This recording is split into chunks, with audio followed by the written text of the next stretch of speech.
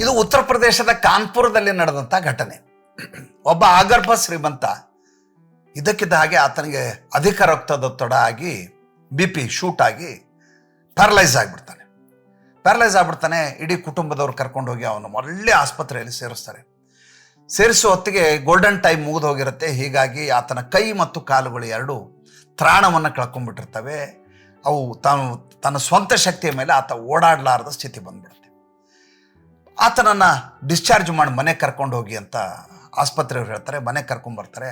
ವೀಲ್ಚೇರಲ್ಲಿ ಇಬ್ಬರು ಮಕ್ಕಳು, ಸೊಸೆಯಂದರು, ಮೊಮ್ಮಕ್ಕಳು, ಹೆಂಡತಿ ಎಲ್ಲ ಕರ್ಕೊಂಬರ್ತಾರೆ. ಪ್ರತಿ ದಿವಸ ಮಕ್ಕಳು ಆಫೀಸ್ ಹೋಗುವಾಗ ಅಪ್ಪನಿಗೆ ವಿಶ್ ಮಾಡಿ ಹೋಗ್ತಾ ಇರ್ತಾರೆ. ಈತನ ಹೆಂಡತಿ ಈತನಿಗೆ ಊಟ ಮಾಡಿಸ್ತಾ ಇರ್ತಾಳೆ. ಕೈ ಕಾಲು ಎರಡು ಆಡ್ತಿರೋದಿಲ್ಲ. ಕಾಲಾಂತರದಲ್ಲಿ ಅವ್ರಿಗೆ ಈತ ಒಬ್ಬ ಬೋಜ್ ಅನಿಸ್ಬಿಡ್ತಾನೆ, ಈತ ನಮಗೆ ಹೊರೆ ಅನಿಸ್ಬಿಡ್ತಾನೆ.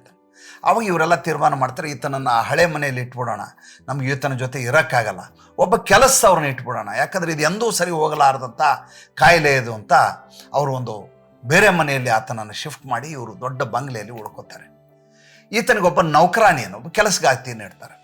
ಆಕೆ ಎಷ್ಟು ಚೆನ್ನಾಗಿ ಈತನ ಶುಶ್ರೂಷೆ ಮಾಡ್ತಾ ಇರ್ತಾಳೆ ಅಂದರೆ ತನ್ನ ಹೆಂಡತಿ ಮಕ್ಕಳನ್ನು ಕೂಡ ಆತ ಮರೆತು ಬಿಡಬೇಕು ಅಷ್ಟು ಚೆನ್ನಾಗಿ ನೋಡ್ಕೋತಾ ಇರ್ತಾಳೆ. ಕಾಲಾಂತರದಲ್ಲಿ ಹೀಗೆ ದಿನ ಕಳೀತಾ ಇರ್ತಾರೆ. ಆತನಿಗೆ ಒಂದು ದಿವಸ ಆ ಶ್ರೀಮಂತನಿಗೆ ಅನಿಸುತ್ತೆ, ನಾನು ಇನ್ನೇನು ಹೊರಟು ಹೋಗ್ಬೋದು, ಈಕೆಗೆ ಏನಾದರೂ ಸಹಾಯ ಮಾಡಿ ಹೋಗೋಣ ಅಂತ ಕೆಲಸ ಅವಳಿಗೆ ಹೇಳ್ತಾನೆ, ದಯವಿಟ್ಟು ನನ್ನನ್ನು ಬ್ಯಾಂಕಿಗೆ ಕರ್ಕೊಂಡು. ಯಾಕೆ? ಅಲ್ಲಿ ಹೋದ್ಮೇಲೆ ಹೇಳ್ತೀನಿ. ಮ್ಯಾನೇಜರ್ ಎದುರಿಗೆ ಹೋಗ್ತಾನೆ. ಮ್ಯಾನೇಜರ್ ಎದುರು ಹೋಗಿ ಹೇಳ್ತಾನೆ, ನನ್ನ FDಗಳೇನಿದ್ದಾವೆ ಈ ನಮ್ಮ ಕೆಲಸಗಾತಿ ಇದ್ದಾಳಲ್ಲ, ಈ ನಮ್ಮ ನೌಕರಾಣಿ, ಆಕೆ ಹೆಸರಿಗೆ ಬರೀ. ಈಕೆಗೆ ಗಾಬರಿ ಆಗುತ್ತೆ. ಆ ರೀತಿ ನಿರೀಕ್ಷೆ ಇರೋದಿಲ್ಲ. ಮತ್ತೆ ಆಕೆ ಮನೆ ಕರ್ಕೊಂಬರ್ತಾಳೆ. ಮನೆ ಕರ್ಕೊಂಬಂದ ತಕ್ಷಣ ಒಂದು ಮಾತು ಹೇಳ್ತಾಳೆ, ಇಲ್ಲಿವರೆಗೂ ನೀವು ಶ್ರೀಮಂತರಾಗಿದ್ರಿ, ನೀವು ಹೇಳಿದ ಹಾಗೆ ನಾನು ಕೇಳ್ತಾ ಇದ್ದೆ, ಈಗ ಧನ ಕನಕ ಎಲ್ಲ ನಂದಿದೆ, ನಾ ಹೇಳ್ದಂಗೆ ನೀವು ಕೇಳಬೇಕು. ಈತನಿಗೆ ಗಾಬರಿ ಆಗಿಬಿಡುತ್ತೆ. ಯಾವ ಮಕ್ಕಳು ಹೆಂಡತಿ ನನ್ನ ಬಿಟ್ಟು ಹೋಗಿದಾರೋ ಈಕೆಯೂ ಹಾಗೆ ಮಾಡಿದರೆ ಏನು ಮಾಡೋದು? ಅವಾಗ ಹೇಳ್ತಾಳೆ ಅವಳು, ಇಲ್ಲ, ನಾನು ನನ್ನ ಹೇಳಿದ ಹಾಗೆ ನನ್ನ ಅಣತಿಯ ಪ್ರಕಾರ ನೀವು ಟ್ರೀಟ್ಮೆಂಟ್ ಮಾಡಿಸ್ಕೋಬೇಕು. ನಿರಂತರವಾಗಿ ಆಕೆ ಬೇರೆ ಬೇರೆ ಶಹರಗಳಿಗೆ ಆತನನ್ನು ಕರ್ಕೊಂಡೋಗಿ ಟ್ರೀಟ್ಮೆಂಟ್ ಮಾಡಿಸ್ತಾಳೆ.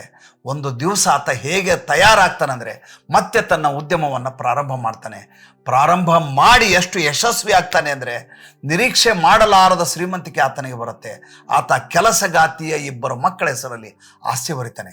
ಯಾವಾಗ ಆತ ಕಂಪನಿಯನ್ನು ಇಂಥ ಬರೆದಿದ್ದಾನೆ ಅನ್ನುವಂಥ ವಿಷಯ ಈ ಹೆಂಡತಿ ಮತ್ತು ಮಕ್ಕಳಿಗೆ ಗೊತ್ತಾಗುತ್ತೋ ಬಂದು ಕಾಲು ಹಿಡ್ಕೋತಾರೆ, ನಮ್ಮನ್ನು ಕ್ಷಮಿಸಿಬಿಡು ಅಂತ. ಅವಾಗ ಆತ ಹೇಳ್ತಾನೆ, ಸಾಧ್ಯ ಇಲ್ಲ, ಯಾವ ಕಷ್ಟ ಕಾಲದಲ್ಲಿ ನೀವು ನನ್ನ ಜೊತೆಗಿರಲಿಲ್ವೋ ಈಗ ಸುಖದಲ್ಲಿ ನೀವು ಪಾಲುದಾರಾಗಲಿಕ್ಕೆ ಯಾವುದೇ ಹಕ್ಕಿಲ್ಲ ನಿಮಗೆ, ಇಲ್ಲಿಂದ ಹೊರಟು ಹೋಗಿ ಅಂತಾನೆ. ಇವತ್ತಿಗೂ ಕಾನ್ಪುರದಲ್ಲಿ ಆ ಕೆಲಸಗಾತಿ ಮತ್ತು ಆ ಇಬ್ಬರು ಮಕ್ಕಳು ಸುಖವಾಗಿ ಆತನ ಫೋಟೋವನ್ನು ಹಾಕ್ಕೊಂಡು ದೊಡ್ಡ ಕಂಪನಿಯನ್ನು ನಡೆಸ್ಕೊಂಡು ಆಗರ್ಭ ಶ್ರೀಮಂತರಾಗಿ ಬದುಕನ್ನು ಮಾಡ್ತಾ ಇದ್ದಾರೆ. ಇದು ನಡೆದ ಘಟನೆ. ಕಷ್ಟ ಕಾಲದಲ್ಲಿ ಎಂದು ಕೈ ಬಿಡಬಾರ್ದು.